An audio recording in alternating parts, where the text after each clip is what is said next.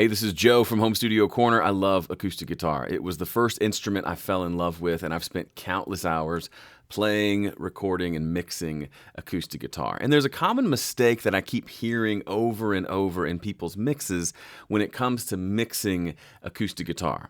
I've given this advice to my paid clients time and time again, and I want to share it with you. But before I do, let's listen to the mistake and see if you can pick it out.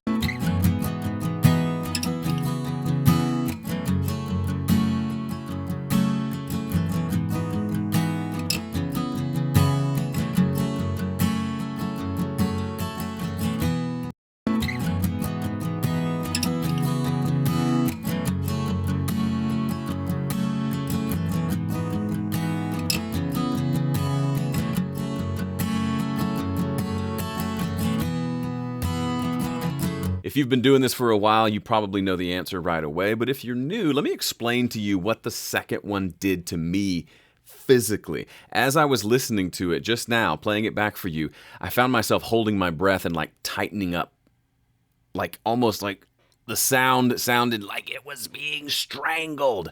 That's what happens when you slap a bunch of compression on an acoustic guitar track. Compressors can be cool, but I have found in my experience, and I've recorded so much acoustic guitar.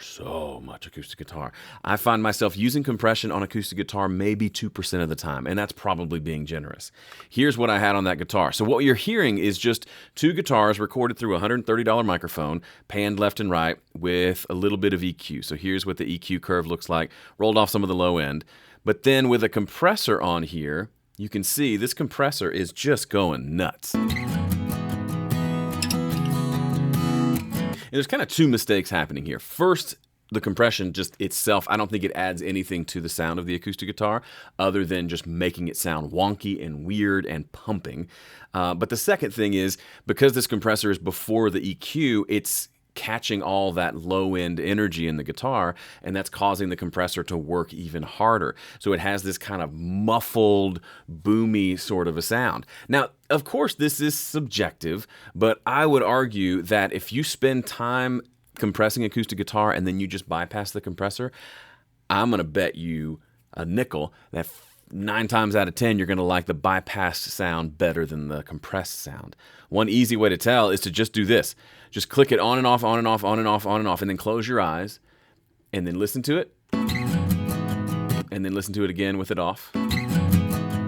I prefer the second one. The second one's the one without compression. Now, this is a little bit of an exaggerated example, but the things that I'm hearing from people have this much compression or more. It's as if we have the compressor available and we think, well, I must use it on every track and I must make the needle dance. Let's just kind of forget what it sounds like.